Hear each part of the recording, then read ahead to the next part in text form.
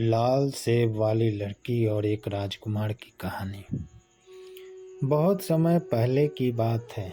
एक राजकुमार किसी ऐसी लड़की से शादी करना चाहता था जिसके सेब जैसे लाल लाल गाल हो, सेब के बीज जैसी कत्थई आंखें हो और सेब के रस जैसा मीठा स्वभाव हो। लेकिन ऐसी लड़की उसको अपने राज्य में कोई मिली ही नहीं। इसीलिए वह ऐसी ही एक लड़की की खोज में दूसरे देश को चल दिया।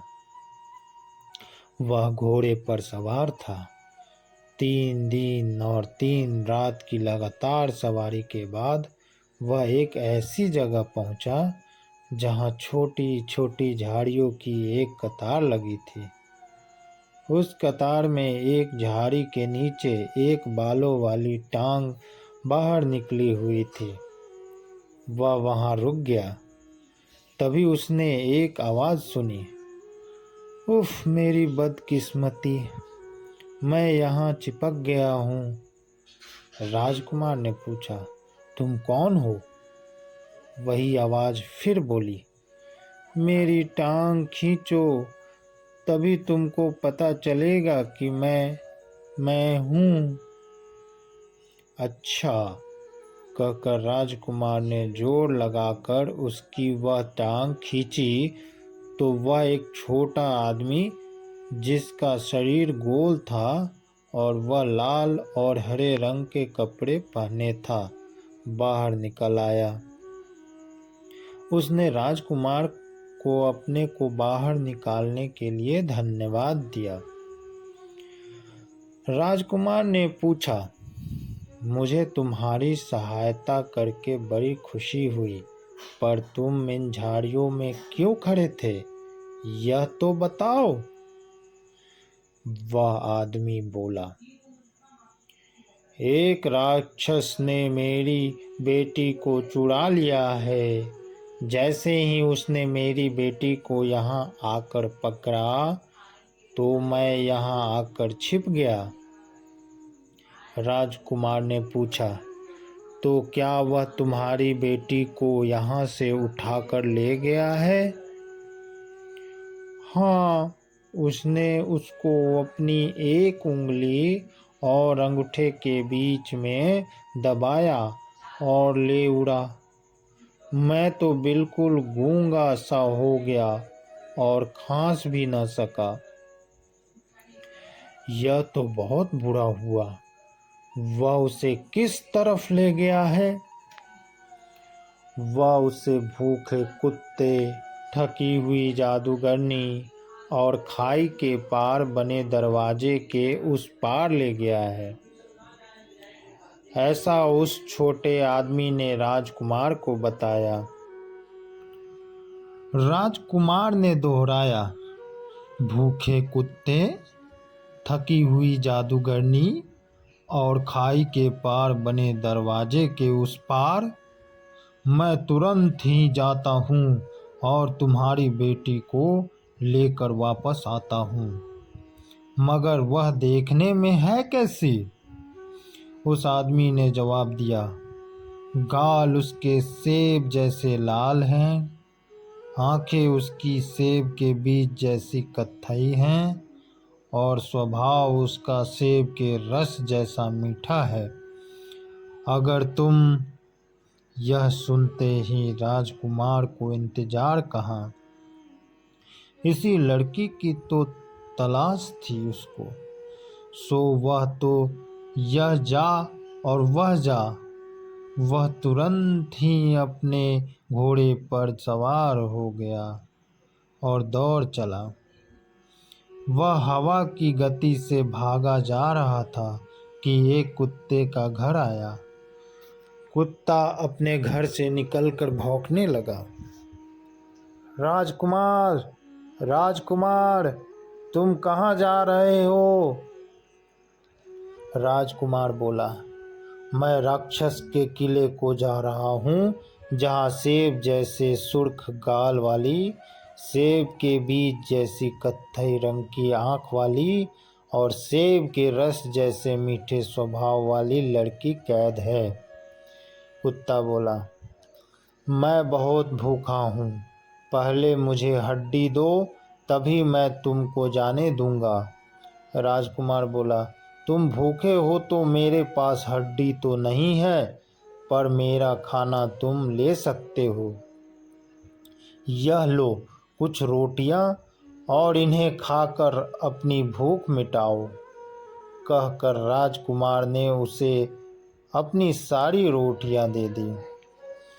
कुत्ते ने खुशी से वह रोटियां खाई और राजकुमार से बोला, जाओ राजकुमार, भगवान करे कि तुम उस लड़की को छुड़ाने में कामयाब हो, मगर याद रखना, अगर तुम्हें वह लड़की कहीं दिखाई न दे तो वहाँ एक सेब रखा होगा, वह सेब उठा लेना। राजकुमार फिर अपने घोड़े पर चढ़ा और कुत्ते के ऊपर से छलांग लगा दी। हवा की गति से अपने घोड़ों को दौड़ाता हुआ वह जादूगरनी के घर के पास आया।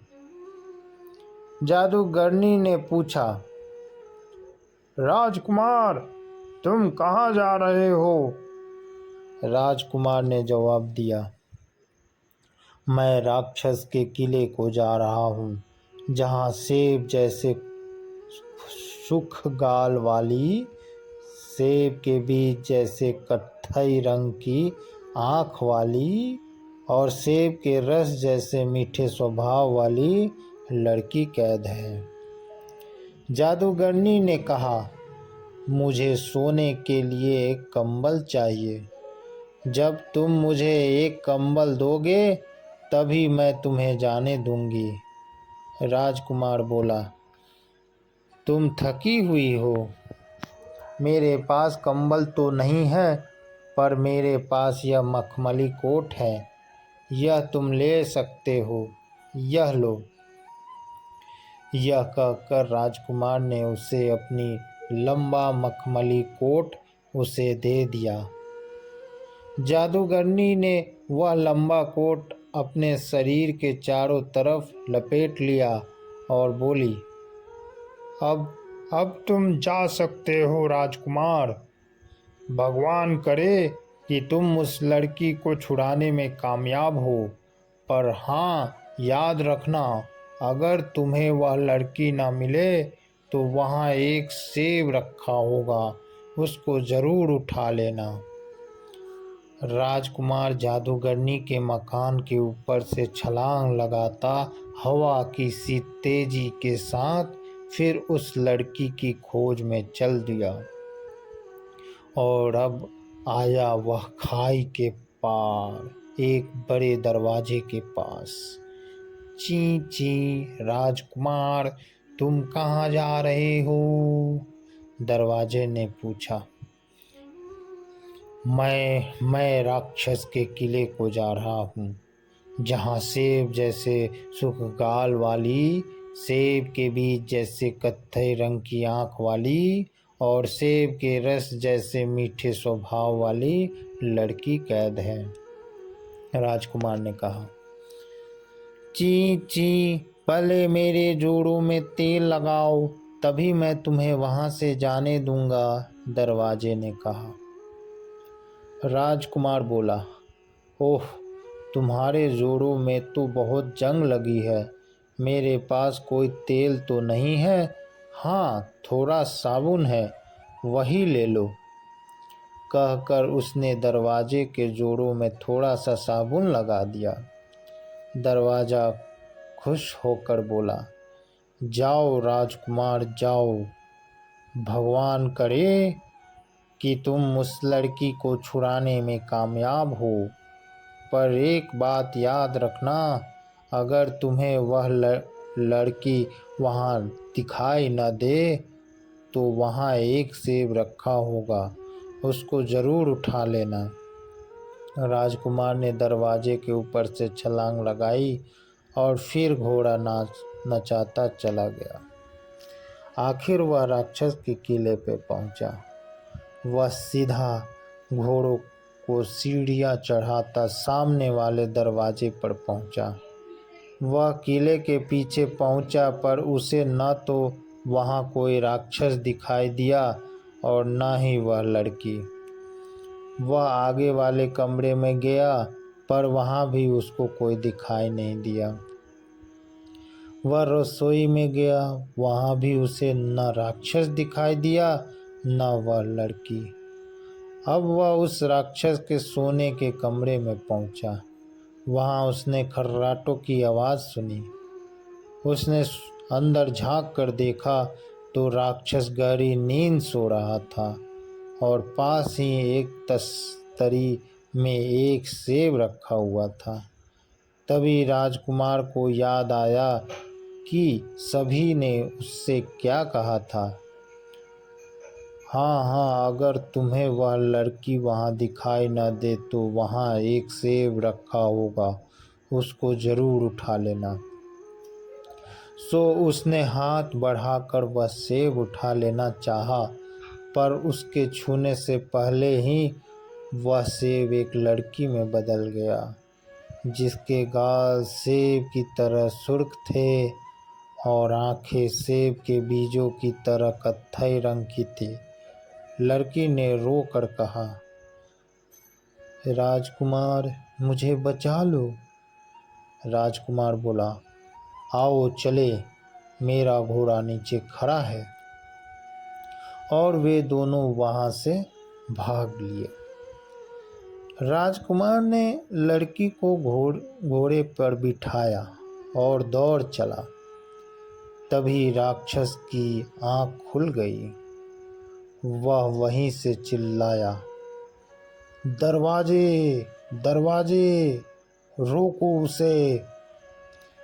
दरवाजा बोला, मैं नहीं रोकूंगा उसको, उसने मेरे जोड़ों में साबुन लगाया है। राजकुमार तुम जाओ। और राजकुमार उस लड़की को लेकर दरवाजे के ऊपर से निकल गया। अब राक्षस उनके पीछे भागा और चिल्लाया, जादूगरनी जादूगरनी, उसे रोको, देखो वह जाने न पाए। जादूगरनी बोली, मैं नहीं रोकूंगी उसे, उसने मुझे सोने के लिए मखमली कोट दिया है। राजकुमार तुम जाओ, भाग जाओ यहाँ से। और राजकुमार अपना घोड़ा दौड़ाता हुआ वहां से चला गया। राक्षस अपनी पूरी गति से भाग रहा था। वह फिर चिल्लाकर बोला, ओ कुत्ते, रोक ले उसको, जाने नहीं देना। कुत्ता बोला, मैं नहीं रोकूंगा उसको, उसने मुझे खाना दिया है, जाओ राजकुमार जाओ। और राजकुमार आगे बढ़ गया। जब राक्षस पीछे से आया तो कुत्ते ने उसके पैर में काट लिया और फिर पकड़ लिया। राजकुमार भागता ही गया और भागता ही गया जब तक कि वह झाड़ियों की कतार नहीं आ गई जहां उस लड़की का पिता छिपा हुआ था। घोड़े की ताप की आवाज़ सुनकर वह आदमी फिर से वहीं छिप गया था। राजकुमार ने फिर उसकी टांग पकड़कर उसको बाहर निकाला। असल में वह आदमी घोड़े की टाप की आवाज़ सुनकर डर गया था और फिर से झाड़ियों में छिप गया था। उसे अपनी बेटी पाकर बड़ी खुशी हुई और राजकुमार के कहने पर उसने अपनी बेटी की शादी राजकुमार से कर दी। राजकुमार को अपनी मनपसंद पत्नी मिल गई थी। वह उसको लेकर खुशी खुशी घर वापस आ गया और उससे शादी करके आराम से रहने लगा। धन्यवाद दोस्तों। अगर आपको मेरी कहानी अच्छी लगी तो प्लीज़ चैनल को लाइक करें, सब्सक्राइब करें।